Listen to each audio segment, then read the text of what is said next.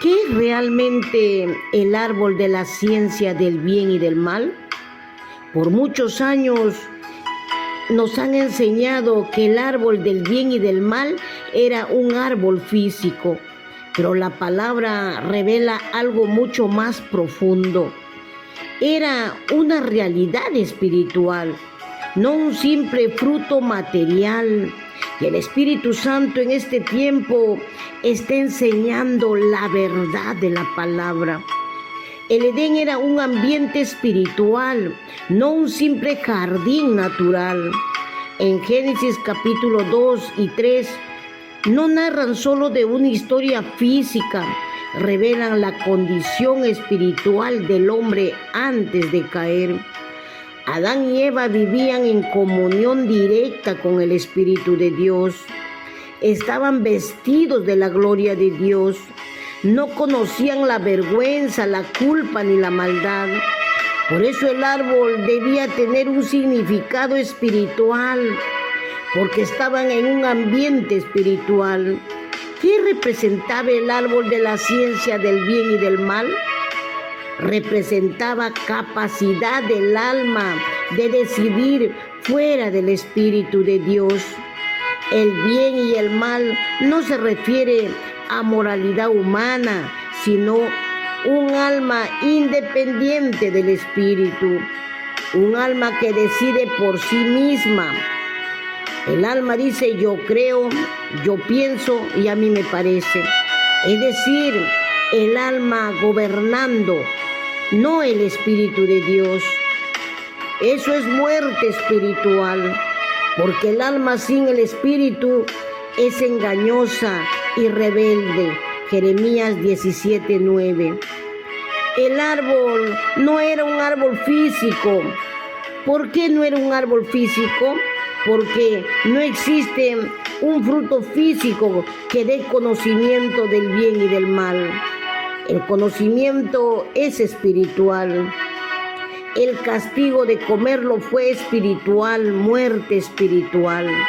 Adán no murió físicamente. Él perdió la unión con Dios. La serpiente habló, lo cual muestra un lenguaje espiritual. Pablo dice que todo esto era figura y sombra espiritual. Primera de Corintios capítulo 15, versículo 45 al 47, y Hebreos capítulo 10, versículo 1. En conclusión, el árbol era una enseñanza espiritual simbólica sobre la posición del alma frente al espíritu. ¿Qué simboliza el árbol? El árbol de la ciencia del bien y del mal, el alma del hombre. Es el alma del hombre, el árbol de la ciencia del bien y del mal.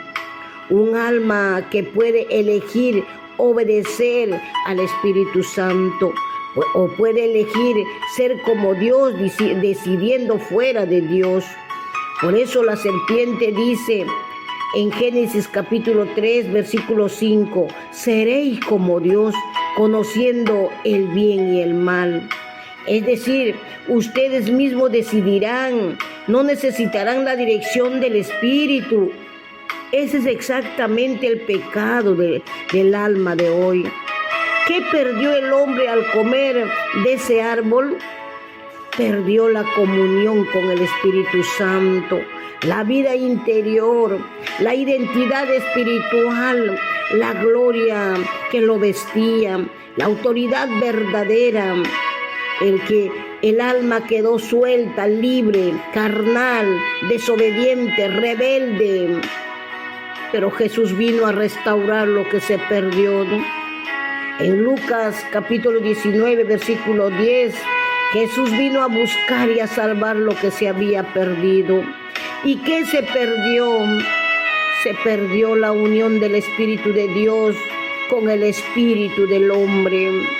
Jesús vino a reconectar nuestro espíritu con el Espíritu Santo, a regenerar el alma pecadora, a devolver la vida espiritual al hombre, a restaurar el diseño de Edén dentro del corazón del hombre.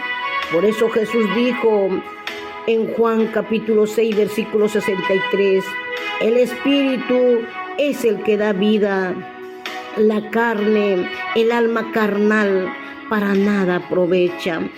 El árbol de la vida, ver el árbol del conocimiento. En Edén habían dos caminos, el árbol de la vida que era Jesucristo y el Espíritu Santo.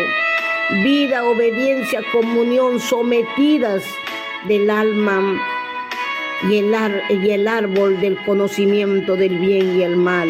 El alma independiente, el alma religiosa, desobediente, con razonamiento humano, muerte espiritual. Hoy el hombre sigue comiendo del mismo árbol.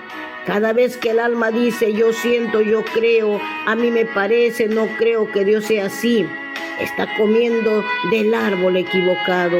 Por eso Jesús dijo en Mateo 16, 24, si alguno quiere venir en pos de mí, niéguese a sí mismo. Negarse a sí mismo es negar el árbol malo, el alma rebelde. El árbol nunca fue físico, el verdadero árbol es la decisión espiritual del alma. Obedecer al Espíritu Santo, que es vida, y gobernarse sola es muerte. Jesús vino a restaurar lo que Adán perdió, la unión del espíritu del hombre con el Espíritu Santo.